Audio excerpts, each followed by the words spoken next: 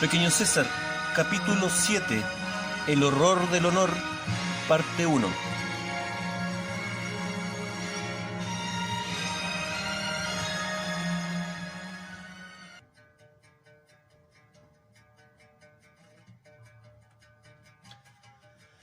Desperté por la tarde. En el campamento todo era ajetreo.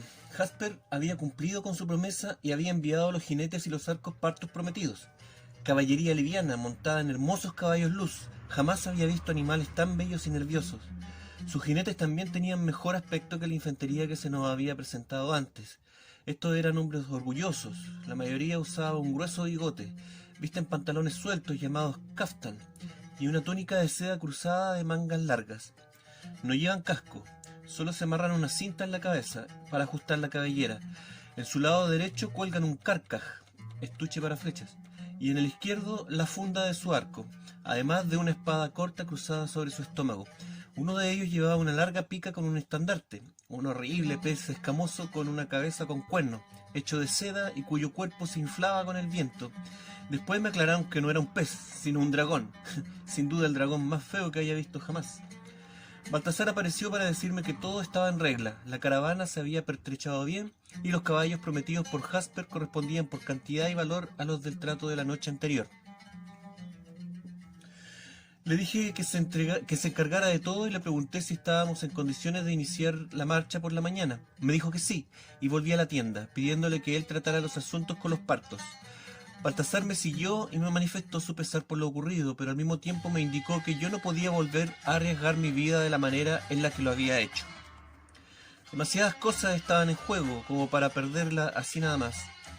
Luego me propuso que de ahora en adelante él se haría cargo de todo y que yo tendría que mantener mi anonimato hasta que fuera el momento indicado de presentarme. Asentí sin decir ni reprochar nada y le di a entender que quería estar tranquilo. La tarde estaba fría, el cielo se había vuelto a cerrar con nubes grises y espesas. El suelo mojado completaba un triste paisaje. Mariam ya no existía y el mundo seguía su curso. ¿Cómo podía ser eso posible? Miré desde la entrada de mi tienda. Todo el ajetreo de la caravana contrastaba con mi pena. Lentamente, la luz de la tarde fue enrojeciendo una a una las nubes del cielo. Los dioses me daban la respuesta a mi pedido. La muerte de Mariam sería vengada. Al día siguiente dejamos Tisfún y tomamos rumbo al norte, al noreste. Baltasar me dijo que Jasper no le había revelado el punto exacto donde podíamos ubicar a Afrates, pero que sí le había dado las pistas de un lugar secreto en donde se supone que su ejército se reuniría. Por suerte Baltasar creía saber de qué lugar se trataba. Le pregunté si podía ser más específico y me dijo que el lugar se llamaba Bagastana, actual Beistún, y que quedaba escondido en un lugar de los Montes Sagros. No me respondió nada más. Durante todo el día avanzamos por los campos regados con agua del Tigris. Baltasar se quedaba conmigo esporádicamente, ya que constantemente debía ir a discutir con los jinetes partos, quienes insistían en quedarse juntos y rezagados, obviamente más de lo necesario. Finalmente, después de muchos alegatos, Baltasar consiguió dividir Alto Sudo grupo en dos, colocando uno como avanzada y el otro en la retaguardia. Acampamos esa noche en el límite donde reaparece el desierto. Los partos lo hicieron alejados del resto del grupo, lo que comenzó a despertar sospechas en mi amigo. Esa noche fue muy helada. Sin duda el invierno al fin había llegado a la región. Baltasar me cedió su manta, pero aún así pasé frío toda la noche. La verdad es que en esos momentos yo no imaginaba lo que significaba sentir frío de verdad. Ese que no solamente te hace sentir incómodo, sino que además se lleva tu vida con él. Pero más adelante lo experimentaría, y en más ocasiones de lo necesario. Justo antes del amanecer, el frío fue más intenso y la gente de la caravana lo resolvió levantándose y poniéndose a trabajar con más ánimo de lo habitual. Quise imitarlos, pero a diferencia de ellos yo no tenía nada que hacer. Solo me limitaba a observarlos temblando bajo mi manta. Los partos aparecieron un poco después, atraídos por el olor a la comida. Se sirvieron prepotentemente sin esperar que se les ofreciera, dejando a los propios hombres del velo esperando por un segundo turno. Le dije a Baltasar que debíamos buscar la forma de disciplinar a nuestros mercenarios antes de que estos perdieran el respeto por nosotros. Baltasar, que también observaba la situación, se quedó pensando muy serio. Sabía que lo que le estaba pidiendo era necesario, pero desagradable. Después de un rato se puso en movimiento y fue al encuentro de uno de los jinetes que estaba golpeando a un Iclan, por no atenderlo como él quería. Baltasar lo increpó en su idioma y al parecer lo que le dijo fue muy ofensivo, ya que el hombre se abalanzó sobre mi tutor sin importarle el tamaño de este. El parto le lanzó un puñetazo, pero antes de que pudiera dárselo, Baltasar lo tenía ya en el suelo. El parto se puso en pie, rabioso por la humillación y por las risas de los que estaban mirando. Fue nuevamente sobre mi amigo, quien no tardó en ponerlo a besar la tierra otra vez. El hombre se volvió a levantar, esta vez desenfundando su espada corta. Baltasar tomó su mano armada y se la rompió. Lo hizo lentamente, provocando que el hombre se arrodillara y baladrara horriblemente, sujetándose su inutilizada extremidad. Los dedos del pobre infeliz quedaron convertidos en absurdas ramitas rotas que apuntaban en distintas direcciones. El oficial a cargo de nuestra pequeña caballería apareció entonces furioso, gritándole a Baltasar y agitando los brazos. Este no movió un solo músculo de su cuerpo. Solo cuando el parto terminó de hablar con su cara puesta justo enfrente a la de mi amigo, este reaccionó y le dio una bofetada que le sacudió fuertemente la cabeza. Pero el hombre se incorporó para volver a desafiar a Baltasar. Este le dio otra fuerte bofetada y luego le dijo algo en idioma parto. El hombre contuvo su ira y se quedó mirando a Baltasar con los ojos rojos y la boca sangrante y apretada. Finalmente mi protector abrió su camisa y le mostró al hombre el tatuaje de su pecho. Este lo observó y sin decir nada se dio media vuelta y comenzó a llamar a sus hombres. A gritos los formó corrigiendo a golpes todo lo que le parecía mal. Luego violentamente levantó al hombre herido y también lo ubicó en la formación. Finalmente él mismo se ubicó junto a sus hombres. Baltasar entonces me llamó para que me ubicara junto a él. Y se dirigió a la compañía, habló en parto, pero iba haciendo pausas para traducirme. Les dijo que yo era su protegido y que debían respetarme de la misma manera que lo harían con él.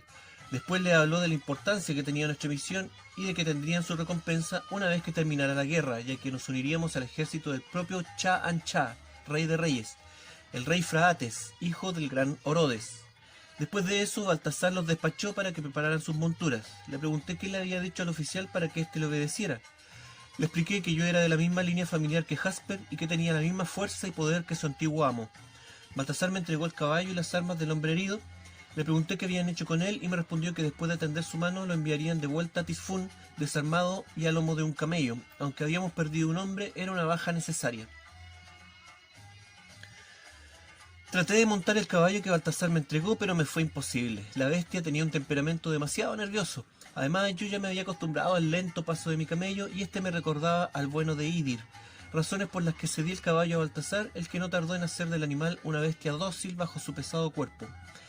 Por el camino le pedí que me describiera las tácticas de guerra de los partos. Si íbamos a participar en su conflicto, debía saber a lo que me enfrentaba. Baltasar me explicó que al menos 2/3 del ejército parto consistía en caballería, la que se aseguraba de usar a campo abierto, aprovechando las grandes planicies del imperio. De esa manera fue como enfrentaron, por ejemplo, al cónsul Licinio Craso. Este, después de formar la primera gran triple alianza junto a Pompeyo y a su padre, señor, el gran Julio César, se quedó con la gobernatura de Siria, rechazando Hispania, y por supuesto las Galias, que quedaron a cargo de sus compañeros de pacto. Craso tenía interés en Siria no por la provincia en sí, sino porque este país le serviría como puerta de entrada para invadir Partia.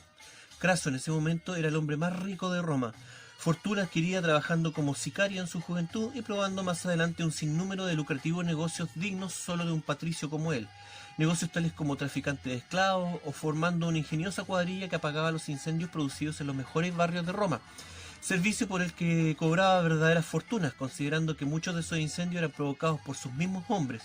Además, si el desdichado dueño de la propiedad no pagaba por el trabajo, simplemente dejaba que las llamas consumieran el lugar y luego compraba el terreno de ésta, a un precio ridículo, por supuesto. De esta manera, dinero y propiedades no le faltaban a este hombre.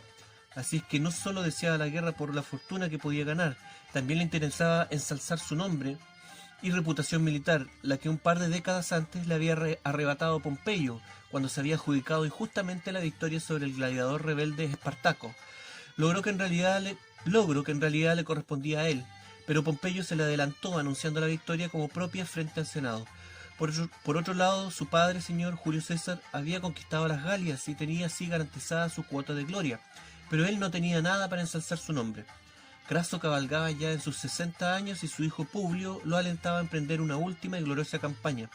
Eso mismo sería para el pobre Publio esta aventura, quien pagaría muy caro su intento de dejar atrás su pobre participación en la guerra de las Galias. Padre e hijo partieron en busca de su destino. Lo hicieron con una fuerte desaprobación de los senadores, quienes no lograron convencer a los dos hombres de lo inútil, costoso y peligroso de su empresa. Una vez en Siria, Craso recibió un aporte de 6.000 jinetes enviados por el rey Artabazdes de Armenia y la promesa de muchos más, si el cónsul invadía los partos cruzando por su territorio. Craso rechazó la oferta y perdió la oportunidad de luchar contra sus enemigos en los montes de Armenia, donde la caballería de estos se hubiera visto inutilizada por lo agreste de su geografía. En vez de eso, Craso entró en el país cruzando el Éufrates y avanzando por el desierto. Allí logró algunas victorias en poblados menores, donde capturó a algunos miles de personas para venderlos como esclavos. Después de eso se replegó a Siria, en donde se detuvo para esperar a su hijo, quien traería un contingente de caballería a Gala. Craso decidió entonces pasar todo el invierno en Siria antes de atacar. El rey Orodes de Partia, en cambio, no perdió tiempo, organizó sus fuerzas y las dividió. Él mismo lideró el grueso de su ejército hacia Armenia, a cobrar venganza por la traición del rey Artabazdes, mientras que envió a su generalísimo Surena al mando de tan solo 10.000 jinetes para retrasar y contener el avance romano, al menos hasta su llegada. Craso, mientras tanto, se dio a la tarea de saquear todos los templos, incluyendo el de Jerusalén. Lamentablemente para él, este templo ya había sido saqueado con anterioridad por Pompeyo Magno. Viendo que no quedaba oro, decidió robarse unas cortinas que delimitaban un lugar sagrado. Al parecer, estas cortinas tenían un valor muy alto entre los hebreos, al menos como reliquia sagrada, ya que no las entregaron ni siquiera bajo amenaza de muerte. Finalmente, el sumo sacerdote convenció a Craso de llevarse solo la viga de madera de la que colgaban las dichosas cortinas. Craso aceptó a regañadientes, en parte convencido de que los sonados trapos tenían más valor para los judíos que para él. Cuando bajaron la viga de madera, Craso se percató de que ésta era hueca y que su interior era de oro macizo en una cantidad que se desconoce, pero que le puedo asegurar eran varios talentos.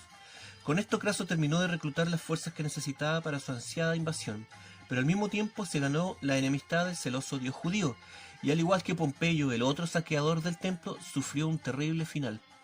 Finalmente, a la llegada de Publio con sus jinetes galos, Craso estaba en condiciones de avanzar. Cruzó el Éufrates, lo que no era tan mala idea, ya que el grueso del ejército parto estaba aún en Armenia. Por lo tanto, la ruta más corta hacia la gloria y la conquista era a través de las antiguas tierras de Mesopotamia. Su error fue no escuchar la idea que le dio su legato Casio. Espera, Baltasar, ¿este Casio es el mismo que yo estoy pensando? Sí, señor, se trata de Cayo Casio Longino, el perpetrador del asesinato de su padre junto al traidor de Marco Junio Bruto. Espero que tu relato depare algo malo para él. Baltasar continuó. Craso no escuchó la recomendación de Casio de movilizarse siguiendo el curso del Éufrates para así disponer en todo momento de agua. En cambio, el ya casi sordo cónsul decidió seguir la vía que le recomendó un tal Abgar, conocido también como Ariamnes, quien había cooperado anteriormente con Pompeyo, pero que ahora trabajaba en realidad para los partos. Este tipo convenció a Craso de que conocía una ruta caravanera directa hacia los lugares estratégicos que él necesitaba.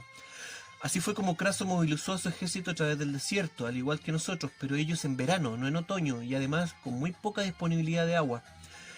La marcha fue insufrible y desgastó a sus tropas, al menos hasta que éstas llegaron al margen del río Velik. Aún así, Craso no permitió que sus hombres descansaran mucho tiempo, ya que llegaron informes de que un pequeño contingente de partos se encontraba delante de ellos. Ansioso de sangre y gloria, apresuró la marcha de sus cansados hombres solo para encontrarse con el ejército de Surena, quien lo esperaba con hombres descansados y bien pertrechados. Craso desoyó nuevamente a Casio, quien quería formar a los hombres a la manera tradicional, con la infantería al centro y la caballería protegida en los flancos. En vez de eso, Craso pensó que sería una buena idea formar todo el ejército en cuadro, es decir, creando un enorme cuadrado de hombres con escudos, dejando una gran plaza abierta en el centro, en donde se refugiarían los arqueros auxiliares y gran parte de la caballería. Esto hubiera sido efectivo si los partos hubieran enviado un ataque de choque de parte de sus aplastantes catafractos, es decir, caballos y jinetes acorazados con pesadas armaduras y lanzas. Pero Surena contaba solo con 1.000 de estos efectivos, por lo que su estrategia fue enviar a su caballería liviana, dirigida por jinetes dotados con arcos partos, cuya fuerza de impacto es tan potente que sus flechas atraviesan escudos, cascos y protecciones de la infantería. Estos rodearon el enorme cuadro de Craso y comenzaron a saetar sin compasión a las tropas latinas. Los primeros en caer fueron los propios arqueros de Craso, quienes no lograban alcanzar con sus flechas a los caballeros partos, los que sin embargo no tenían ningún problema en enviar sus dardos por sobre los escudos romanos y liquidar a la impotente arquería de Craso. Luego de terminar con los arqueros, los partos se entretuvieron cabalgando alrededor de la formación romana, disparando una línea de flechas hacia lo alto y otra apuntada directo a los escudos. Los hombres del cónsul recibieron así una lluvia de proyectiles del cual no podían escapar. A pesar de todo, las bajas de los romanos aún no eran significativas, siendo la mayoría solo heridos en las extremidades. Esto le dio a Craso la tonta idea de resistir uno a uno los ataques, hasta que a los partos se les acabaran las flechas. Pero Surena contaba con 1000 árabes a caballo cargando con flechas para abastecer a los jinetes. Poco a poco, embestida tras embestida, las bajas romanas comenzaron a aumentar. De vez en cuando, un grupo de romanos se alejaba de la formación principal para intentar un ataque directo, pero los partos se retiraban disparando hacia atrás, y si los romanos insistían en perseguirlos alejándose del grupo, estos eran aplastados por un grupo de catafractos. Finalmente, Craso, viendo que el ataque con flechas no menguaba, decidió enviar a su hijo Publio al mando de un importante grupo de caballería e infantería. Los partos fingieron nuevamente una retirada y consiguieron alejarse lo suficiente al grupo como para aislarlo. La caballería gala de Publio no fue capaz de resistir los embates de los aplastantes catafractos. Publio se las arregló para llegar a un punto alto. Allí formó a sus hombres en círculo para protegerse de los catafractos, pero eso solo lo convirtió en un blanco fácil para las flechas de la caballería liviana. Fue tal la lluvia de proyectiles que cuando Publio ordenó contraatacar, muchos de ellos tenían las manos y los pies clavados a los escudos y al suelo. Sabiéndose perdido, Publio se suicidó. Sus hombres fueron cruelmente masacrados y solo una pequeña fracción de ellos fueron hechos prisioneros. Los partos cortaron la cabeza de Publio y se la ofrecieron a su generalísimo Surena. Este ordenó clavarla en una pica y exhibirla como estandarte. Entonces avanzaron al toque de sus tambores para llamar la atención de los romanos hacia su macabro espectáculo. Craso no sabía de la suerte de su hijo y contempló la escena justo cuando había decidido ir en su ayuda. Esto terminó con la moral de los latinos, los que habían visto en el avance de Publio una última oportunidad para revertir la batalla. Craso dio muestras de templanza y logró infundir valor en sus hombres. Ordenó cambiar la formación a testudo y de esta forma improvisó varias intentones de ataque. Todas fueron repelidas, primero por los catafractos que desmembraban la sólida formación y luego por los arqueros a caballo que castigaban a los que huían y retrocedían. La batalla continuó así hasta que llegó la noche. En ese momento los partos detuvieron el ataque, como es su costumbre, ya que en la oscuridad los arqueros no pueden apuntar de buena manera. La calma de la inesperada tregua provocó que Craso cayera en depresión. Sus hombres lo contuvieron y lo convencieron de aprovechar la oscuridad y retirarse a la protección de una pequeña ciudad cercana llamada Carras. Esta ciudad de estilo griego apoyaba a los romanos, ya que su población veía a los partos como una fuerza opresora a su cultura. La ciudad estaba a cargo de un oficial romano llamado Canopio, quien la custodiaba con una pequeña guarnición. En el trayecto al poblado un grupo de 2000 romanos se extravió, los cuales fueron más tarde aniquilados por los partos, junto a los 4000 heridos que quedaron abandonados en el campo de batalla. Surena envió a sus oficiales para ofrecer un salvoconducto a las tropas romanas hasta Judea a cambio de su rendición y retirada. Los hombres estaban a punto de aceptar, pero los partos incluyeron en el trato la condición de entregar atados a Craso y a sus generales Casio y Octavio. Esto caló el orgullo de los romanos, los que decidieron abandonar la ciudad. Para esto dividieron el ejército en 3 porciones, una al mando de Craso, otra para Casio y la última liderada por Octavio. Un hombre llamado Andrómaco convenció a Craso a retornar a Siria por la ruta norte bordeando los montes de Armenia, pero Andrómaco era aliado de los partos y todo era una nueva trampa. Casio, por su parte, intuyó el engaño y simplemente se dirigió a Siria por su cuenta a través del desierto, abandonando al triunviro a su suerte. En el camino fue acosado por árabes, pero de todas formas se las arregló para llegar. Una vez en ese país, Casio se dio a la tarea de organizar la defensa para así rechazar la invasión que de seguro se vendría después de la derrota, y lo consiguió, pero esa es otra historia. El grupo al mando de Octavio huyó hacia los montes Sinacos, un área de difícil acceso para los caballos. Cuando llegaron, de inmediato se dieron a la tarea de levantar una empalizada para protegerse. Craso, quien había caído en la trampa de Andrómaco, fue alcanzado por las fuerzas de Surena. El agotado triunviro logró llegar a un bosque en donde los caballos partos no podían actuar eficazmente y allí soportó.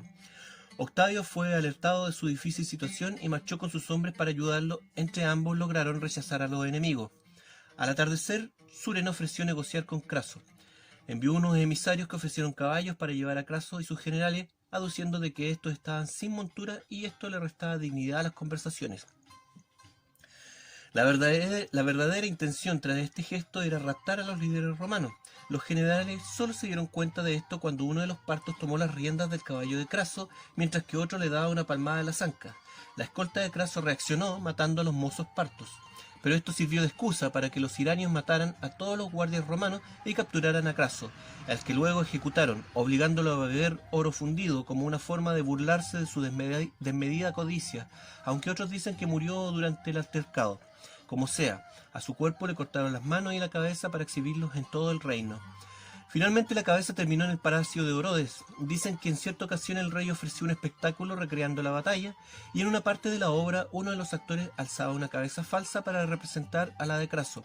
Orodes entonces arrojó la verdadera cabeza al escenario y le gritó al actor: «¡Usa mejor esa!», provocando la risa de todos los asistentes. Dicen que entre 10.000 y 20.000 hombres del cónsul fueron hechos prisioneros y obligados a prestar servicio en los confines del imperio parto a cambio de sus vidas. Tiempo después de la gloriosa batalla, Orodes ordenó ejecutar a Surena, acusándolo de incompetente al perder una batalla en Siria. Algunos dicen que Orodes temía que la gloria de Surena aumentara demasiado y se convirtiera en una amenaza para él y para sus hijos. Otros dicen que lo mató simplemente porque éste no le dejó nada de gloria en la batalla de Carras. Recuerde que la orden de Surena era distraer y retrasar al ejército romano, no acabar por completo con ellos. Otros dicen que mató a Surena para dejar el puesto al generalísimo Apácoro, su hijo preferido, el cual envió a combatir a Casio Longino, quien había huido en la batalla y salvado su pellejo. Pero Casio logró reorganizar la defensa y repelió con éxito a Pácoro. Esa es la suerte de los traidores. Pero mi padrino pudo por fin, unos años más tarde, vengar a mi padre cuando venció a Casio en la batalla de Filipos. Casio sobrevivió a la batalla, pero al no enterarse de la victoria de su aliado Bruto frente a Octavio, pensando que éste había caído, ordenó a uno de sus esclavos libertos, llamado Píndaro, que lo matara. Bruto fue vencido finalmente en una segunda batalla de Filipos, y al verse vencido, al igual que Casio, se suicidó. Así es, señor. Y 2 años después de todo esto, el rey Orodes decidía invadir nuevamente Siria, pero esta vez estaba ya muy viejo como para ir en persona, y envió a su hijo Pácoro al mando del ejército, apoyado por Quinto Labieno, un general romano integrante de los traidores que conspiraron en contra de su padre, quien había sido enviado por Bruto y Casio a aliarse con los partos. Este, al saber que sus aliados habían sido derrotados, no perdió tiempo y organizó junto a Pácoro la invasión a Siria. Cruzaron el Éufrates y luego de reclutar más soldados derrotaron a un amigo de su padrino llamado Decidio Sasa. Después de esto, ambos dividieron su ejército. Labieno fue hacia el norte persiguiendo a Sasa, a quien asesinó en Sicilia, mientras que Pácoro avanzó hacia Judea por la costa. Allí se unió con el príncipe judío Antígono, quien estaba en guerra contra el rey Hircano, abuelo de Mariam. Ambos lo derrotaron y este fue llevado a Partia, en donde mutilaron sus orejas para que no pudiera ejercer como sumo sacerdote. Y finalmente viajó a Babilonia, en donde vivió hasta que Herodes, quien había servido a su familia por muchos años y quien lo consideraba como un padre, se tomó el poder y con engaños lo mandó a llamar solo para asesinarlo, acabando así con el último rey sacerdote de la familia de los Asmoneos. Pácoro envió a uno de sus sátrapas, llamado Barzafranes, a someter los territorios interiores de Judea. Su padrino entonces se enteró de todo lo que pasaba, pero no pudo ir a controlar la invasión, ya que tuvo que viajar a Roma para pactar una tregua a las hostilidades entre él y Octavio. Fue entonces que éste aprovechó la reciente muerte de Fulvia, la primera esposa de Antonio, y lo convenció de casarse con Octavia, la hermana de Octavio, para sellar su nuevo pacto de amistad. Antonio le cedió a Octavio 120 barcos para que venciera al hijo de Pompeyo. Por su parte, Octavio entregaría más tarde 20.000 soldados a Antonio para que éste acabara con la rebelión parta. Su padrino cumplió con su parte, pero Octavio solo envió 2.000 soldados a luchar a Partia. Por si fuera poco, estos llegaron después de que Antonio había sido derrotado por Phraates. Además de las 120 naves, Octavio devolvió solo 80 y en mal estado. Todo esto provocó el fin de la frágil amistad entre Octavio y su padrino. Finalmente, este emigró definitivamente a Alejandría, abandonando a Octavia, su esposa, por su madre, Cleopatra. Antes de eso, su padrino había enviado a un legatus suyo, llamado Ventidio Vaso, para detener hasta su llegada las hostilidades y abusos en Siria por parte de Labieno y Pácoro. El primero en probar la mano de la justicia fue Labieno, quien fue derrotado en los montes Tauro. Ventidio aprovechó un punto alto y desde allí logró no solo soportar el ataque parto, sino que además desbandarlo en una desesperada retirada.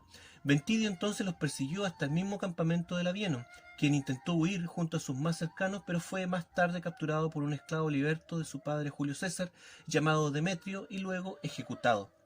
Ventidio fue entonces en ayuda de Popedio Silón, a quien había enviado a combatir al sátrapa Barzafranes. Juntos lograron vencerlo y Ventidio recuperó todos los territorios perdidos. Al año siguiente, Pácoro invadió nuevamente Siria, sorprendiendo a Ventidio con sus tropas dispersas por todo el territorio. Ventidio entonces le hizo llegar a un príncipe parto llamado Farneo la falsa idea de que él esperaría a Pácoro cerca de la ciudad de Seugma, en el reino nortino de Comagene, ya que se supone que sabía que cruzaría el Éufrates por este sector y allí lo emboscaría. Farneo, quien pretendía falsamente ser aliado de los romanos, contó la noticia a Pácoro, quien tardó 40 días en encontrar otro punto donde cruzar el Éufrates, tratando de evitar una falsa emboscada y dando tiempo a Ventidio de reunir a su ejército. Los partos, después de cruzar el histórico río, se dirigieron a la ciudad de Gíndaros, en la provincia del príncipe Farneo. Esperaban hacer con Ventidio lo mismo que habían hecho con Craso años atrás, pero Ventidio tuvo tiempo de adelantarse y llegó 3 días antes, tiempo que aprovechó para elegir un buen lugar y fortificarse con empalizadas. El lugar que escogió fue cerca de la cima del monte Gíndaros, donde solo se podía acceder por un solo camino que era empinado y que se volvía cada vez más estrecho. Cuando Pácoro llegó, no hizo caso de sus generales, quienes le advirtieron del peligro. Solo oyó los gritos de burla y provocación que provenían del campamento romano y envió a su caballería liviana a exterminarlos. Pero estos, viendo la inutilidad de disparar a la distancia hacia la empalizada, se vieron forzados de entrar en una lucha cuerpo a cuerpo. Los partos fueron incapaces de penetrar la protección romana, repelidos por proyectiles de todo tipo, incluidas piedras y rocas de gran tamaño. El caos se apoderó entonces de la caballería liviana. Muchos emprendieron la retirada en forma desbocada, empujando hacia el precipicio a sus compañeros. Perseguidos por los legionarios romanos, llegaron al mismo campamento de Pácoro, buscando refugio, pero el príncipe poco pudo hacer, ya que sus hombres aún no terminaban de preparar a sus pesados catafractos. Ventidio inteligentemente enfrentó a su guarnición de honderos contra estos, logrando liquidar a la mayoría de los acorazados jinetes. Entre los caídos estaban los generales del príncipe y el propio Pácoro, cuyo cuerpo fue identificado y decapitado, vengando así la injuria perpetrada al cuerpo de Craso y de su hijo Publio. La derrota fue contundente, con un número de bajas entre los partos similar a la de los romanos en la batalla de Carras. Después de esto, Ventidio fue a Comagene, donde exigió contribuciones al rey Antíoco. Justo en esa fecha llegó a la zona su padrino, Marco Antonio, quien lejos de alegrarse por la victoria de Ventidio, se puso celoso de este y lo trató de mala manera. No hubiera esperado otra cosa de mi padrino. Su inmenso orgullo lo convertía en un gran hombre, pero a veces también nublaba su juicio. Usted lo ha dicho, señor. El caso es que éste envió a Cayo Socio a Judea para que ayudara a Herodes a hacerse con el poder. Ventidio decidió prudentemente hacerse a un lado y regresar a Roma, donde fue recibido tibiamente por el Senado, para luego retirarse y desaparecer para siempre de la vida pública.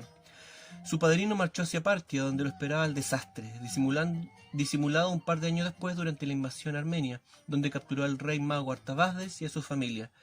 Toda la historia que me contaba Baltasar, yo la había escuchado en versiones muy distintas y antojadizas, en donde mi padrino no solo se adjudicaba las victorias de Ventidio, sino que además omitía la derrota en Partia. Solo ahora me doy cuenta de lo aislado del mundo en que yo me encontraba. Recuerdo, por ejemplo, una ceremonia en la que mi madre y mi padrino prometieron en matrimonio a mi hermanito Alejandro con la hija pequeña de Artabazdes, la princesita Lotapa, para poder nombrar a mi hermano posteriormente rey de Armenia, Media y Partia. Esto fue hace pocos años, y para nosotros que no entendíamos el trasfondo político de esto, el asunto solo era motivo de risas y de burlas, pero no así para mi madre y mi padrino, y tampoco para Alejandro, quien pese a su corta edad me amenazaba para que yo no continuara molestándolo. Pensar ahora en lo inocentes que éramos me entristece. Los relatos de Baltasar solo me confirman lo que Próculo me había dicho antes, pero en vez de ponerme nostálgico por lo que mi familia perdió o por lo que pudiera haber hecho, debo pensar ahora en lo que viene para mí. Lo que puedo aprender de todo esto es que muchas batallas se pueden perder solo por orgullo y arrogancia. Además me queda claro que la forma de ganarle a los partos es buscar modos para anular su caballería. Consiguiéndolo, estos hombres están perdidos. Su infantería es muy débil y está compuesta por hombres que no pueden montar o son muy pobres como para tener un caballo de guerra. Otra cosa que entendí es que si voy a apoyar al rey Fraates, debo cuidarme de Tiridates, su enemigo, pero mucho más del propio Fraates. Este hombre es despiadado. Creció a la sombra del amor que su padre le otorgaba a su hermano Pácoro. Muerto este, Orodes no tuvo más opción que nombrarlo a él como sucesor. Fraates sentía celos de ver cómo su anciano padre se deprimía por la muerte de Pácoro, el mismo hijo que años antes lo había traicionado, intentando derrocarlo por la fuerza. El viejo le daba más importancia a la pérdida de este traidor que a lo que él podía hacer para enorgullecerlo. Finalmente no soportó más y lo mató, pero no solo cometió este magnicidio, sino que además dio fin a sus 20 hermanos y 10 medio hermanos, para no tener que ver miradas de odio y reproche en su contra. Fraates es peligroso, por lo que debo tener un buen plan preparado si quiero acercarme a él. Debo apelar a su sed de poder, el ansía ser el único rey de Partia, y esa ilusión es lo que debo darle. Debo ayudar a este hombre a ganar su guerra de tal manera que no vea en mí otra cosa más que a un aliado. Luego invocaré su odio hacia los romanos y hacia Herodes y le haré ver que sus intereses son similares a los míos. Es crucial que entienda que no soy una amenaza para él y que solo me motiva a obtener mi venganza y recuperar a mis hermanos. Mientras pienso en esto, Baltasar llama mi atención discretamente con la mirada. Apunta hacia nuestra guardia parta y, haciéndome entender que no hable, se prepara para algo. Miro a los partos y estos sigilosamente van abriendo su formación, tanto adelante como detrás de nosotros. El corazón se me aprieta, miro a los hombres azules, pero estos continúan avanzando a un lado de sus camellos sin prestar atención. Los partos poco a poco comienzan a acelerar la marcha hasta que su jugada se hace evidente. Baltasar toma su arco y su carcaj y lanza un grito para alertar a los hombres del velo. Estos de inmediato advierten el peligro y casi al mismo tiempo comienza la violencia. Los partos intentan rodear la caravana, por suerte no son tantos como para lograr cubrir nuestra extensa línea. Estos, conscientes de que ya no cuentan con el factor sorpresa, comienzan a disparar sobre nosotros. Baltasar apunta su arco de un lado a otro buscando un blanco seguro entre los rápidos jinetes que pasan frente a nosotros. Finalmente se decide por uno que se acerca demasiado y que al parecer me pensaba atacar. Todo es un caos. Los partos poco a poco afinan sus tiros y comienzan a ser blancos, sobre todo entre los hombres del velo.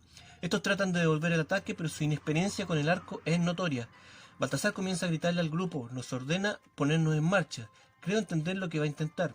Los partos no han conseguido rodear la caravana y, a diferencia de los hombres de Orodes en la batalla de Carras, estos no poseen una inagotable dotación de flechas y pronto se dan cuenta de que no tienen la suficiente para acabarnos y evitar la lucha cuerpo a cuerpo, en donde los hombres azules serían superiores a ellos.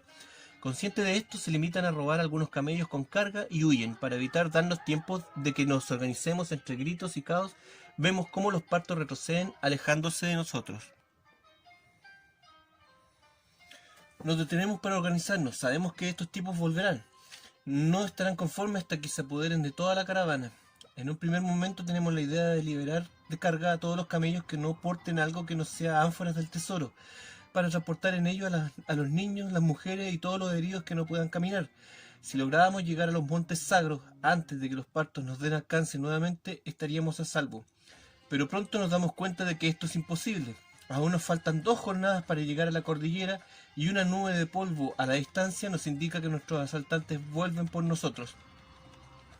Observo a los heridos, algunos con huesos rotos producto de los impactos de las flechas, los rostros de las mujeres y los niños asustados. Me doy cuenta de lo ingenuos y descuidados que fuimos.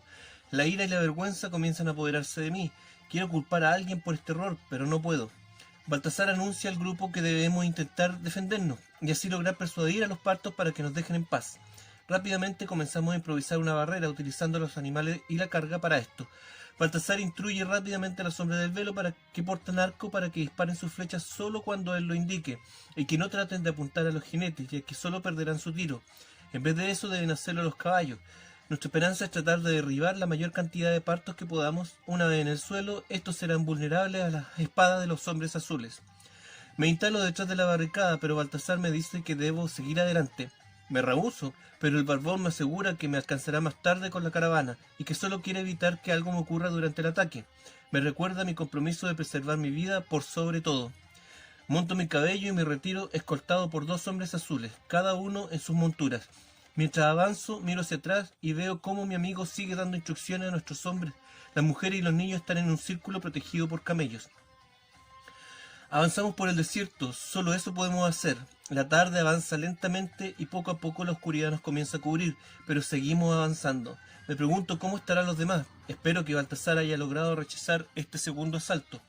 Al menos sé que los partos no luchan ni marchan en la oscuridad, así es que durante algunas horas tendremos tranquilidad y tiempo para huir de ellos. Trato de mantenerme despierto, me doy cuenta de que estoy cruzando los mismos territorios en donde ocurrieron las míticas batallas que Baltasar me relataba, y que cometí los mismos errores que mis antecesores. Menospreciamos a los partos y ahora estoy pagando las consecuencias. Avanzamos en línea recta toda la noche. Ocasionalmente me quedo dormido solo para despertar sobresaltado, recordando de inmediato lo que ha ocurrido. La luz de la mañana emerge frente a nosotros. Miro hacia atrás, pero no se alcanza a distinguir a nadie. Mi escolta me pide que nos detengamos para comer. Les hago caso. Así podré escrutar el horizonte y ver si hay un rasgo de nuestra caravana, pero nada. Comparto un poco de bula con mis compañeros. No tenemos tiempo de encender un fuego para diluirla en agua caliente, así es que solo la comemos a mascadas, como si fuera manteca dulce. Los bocados se vuelven difíciles de tragar, pero al menos esto nos dará la energía suficiente para continuar. Aunque nuestra pausa ha sido corta, fue lo suficiente para que nuestros animales se relajaran más de la cuenta. A mis hombres les toma un buen rato lograr ponerlos nuevamente en pie. Los camellos reclaman y gruñen más de lo habitual, dando muestras de un tremendo cansancio.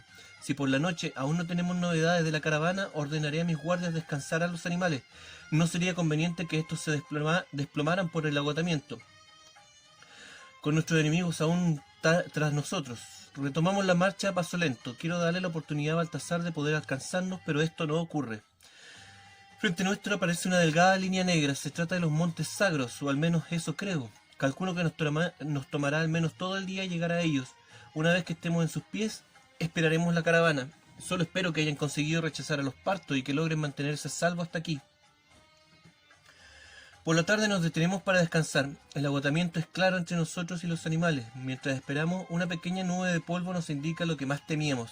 La marcha de la caravana no levanta polvo, por lo que esto solo puede significar una cosa. Los miserables deben haber acabado con nuestro grupo y no conformes con eso, ahora vienen tras de mí. Los hombres del velo que me acompañan se asombran y desesperan con lo que ven. Discuten un poco entre ellos y luego me hacen gestos para que me vaya. Siento pena por ellos, pero mi instinto de supervivencia puede más y termino haciendo lo que me indican. Su decisión, más que una muestra de lealtad hacia mí, creo que es solo el resultado de la ira y la necesidad de vengar la pérdida de lo que ellos más amaban, su caravana. Sin ella, estos hombres no podrán vivir, no saben hacerlo de otra manera. Lucho con mi camello para ponerlo en pie y me marcho del lugar. Lo hago sin mirar atrás, solo me concentro en la línea de montañas frente a mí. Ellas son ahora no solo mi destino, sino además mi salvación. Los partos no tardan en darme alcance. Acelero el paso de mi camello, el cual responde sin rezongar. Parece que intuye ahora la seriedad de nuestra huida. La figura de mis verdugos es ahora clara detrás mío. 4 sombras que se van definiendo lentamente. La figura de los montes también se agranda en forma paulatina, pero no lo suficientemente rápido como lo quisiera. Se me ocurre una idea desesperada. Detengo mi camello, desciendo de él y tomo el arco parto que llevo conmigo. Tal vez, si logro matar a uno de estos hombres, eso persuada a los demás de dejarme tranquilo y terminar con su cacería. Preparo el arco y espero. Jamás le he atinado a un blanco vivo y en movimiento. Lograrlo ahora sería un hecho prodigioso para mí, pero no tengo otra alternativa. Preparo el arco, tenso la cuerda lo más que puedo hasta que los dedos me duelen y no puedo tensar más. El arco y la cuerda se hicieron de la manera característica en que lo hacen. Apunto hacia el centro de los 4 hombres, elevo el arco calculando la curvatura de la caída de la flecha y disparo. Mi saeta navega libre en el cielo y luego poco a poco va perdiendo altura. Sigo ansioso su curva, la cual es mucho menor a la que dibuja cuando Baltasar hace un disparo. Finalmente la flecha se incrusta en la arena, a una gran distancia frente a los jinetes. Perdí un proyectil, pero como logré ver con claridad dónde ésta cayó, esto me servirá de punto de referencia para un segundo angustioso tiro. La ansiedad aumenta rápidamente en mí. Tenso la cuerda nuevamente. Trato de colocar el arco casi en el mismo ángulo del tiro anterior. Tenso un poco más y me arrepiento. No estoy seguro de mi tiro. Bajo el arco lleno de ira. El miedo se está apoderando de mí. Camino de un lado para el otro tratando de calmarme. Respiro hondamente y vuelvo a intentar lo imposible. Elevo el arco, el corazón me late fuertemente. Trato de tranquilizar mi tembloroso brazo. Solo tengo esta oportunidad, después ya será demasiado tarde. Aflojo un poco, ya que el brazo me sigue temblando. Aprieto los ojos que me arden por el sudor que baja por mi frente y justo un poco antes de estar listo, la cuerda se me suelta accidentalmente. Mis dedos sudorosos no pudieron sostenerla más. Lanzo un grito de impotencia. Esto no puede ser. He firmado mi sentencia de muerte. La flecha baja tan lento que en un momento parecía estar suspendida en el aire. Cae, pero no veo dónde. Al parecer se incrustó detrás de los jinetes, ya que no logro verla. De pronto ocurre lo inesperado. El caballo de uno de los partos cae y se desboca aparatosamente, aplastando a su jinete, el que queda tendido en el suelo. Los otros partos continúan su marcha. Aunque ya no tengo tiempo, me agacho para preparar mi arco e intentar de nuevo un tiro. Pero cuando levanto la cabeza, me doy cuenta de que los hombres retroceden en busca de su compañero. Al parecer, este era el líder de los 4. No lo pienso más y corro hasta mi camello, eufórico. Lo obligo a correr. El animal lo hace como si supiera que nos jugamos la vida en ello. Miro hacia atrás, pero no veo a mis perseguidores. Al parecer se detuvieron a atender a su colega. Me sorprende que estos no hayan respondido a mis disparos. Eso me indica que pueden estar intentando atraparme vivo. Después de un rato los jinetes vuelven a aparecer. Esta vez no me detendré. La línea de montes está muy cerca. No vuelvo a mirar atrás. Solo me concentro en avanzar. No sé si los hombres detrás de mí me están dando alcance o no. Solo sé que los montes sagros están ahora frente a mí. Estoy a punto de llegar al cobijo de los primeros cerros cuando mi camello se desploma. Caigo aparatosamente debido al inesperado del desvanecimiento de mi animal. Logro ponerme en pie, magullado pero alerta. Observo a mi camello y veo que tiene varias flechas clavadas en sus ancas y una en su costado. Obviamente estoy a distancia de tiro de mis cazadores. Corro y me alejo lo más rápido que puedo. Mi camello berrea horriblemente, gastando sus últimas fuerzas en ello. Corro sin detenerme y comienzo a ascender la primera loma que se me presenta. Esta es empinada pero escalable. Además tiene pastos largos y arbustos que me ayudan de punto de apoyo en la subida. Uno de los partos se queda al pie del cerro e intenta atinarme con su arco. Por suerte una zanja del cerro me sirve de protección. Los otros dos ascienden como pueden con sus caballos, pero al poco rato la tarea se les hace imposible. Sin apoyo para los animales, el ángulo de la ladera se presenta infranqueable. De forma desesperada y ya casi al límite de mis fuerzas, logro llegar a la cima del cerro, jadeando y encorvándome para poder respirar. Desde allí veo algo inusual. El paisaje cambia abruptamente frente a mí. Ahora contemplo una infinidad de montes cubiertos de bosques frondosos. Extrañamente en esta zona el desierto termina de forma abrupta. Comienzo el descenso y en mi desesperación tropiezo y caigo dolorosamente, chocando y dando tumbos una y otra vez entre los arbustos y las fallas del terreno. Me incorporo, pero me he dañado una pierna. Sigo avanzando como puedo y vuelvo a caer. La ladera interna del cerro es más empinada que la del otro lado, pero los matorrales y pastos largos disimulan esto, convirtiendo la bajada en una peligrosa maniobra. Esta vez no logro incorporarme nuevamente y simplemente me quedo a esperar que los partos vengan por mí. Esto no ocurre. Me levanto lentamente, lo logro angustiosamente. No escucho los partos, pero sé que están ahí. Avanzo paso a paso, arqueado por el miedo y el dolor. Me interno en un robledal lo más que puedo hasta que el agotamiento lo impide. Me desplomo sobre el pasto y la hojarasca y me entrego a mi destino. La oscuridad comienza a envolverme. Mi pecho y mi corazón saltan violentamente como los de un animal acosado por las fieras que finalmente se ha desplomado sin fuerza ya para evitar ser devorado.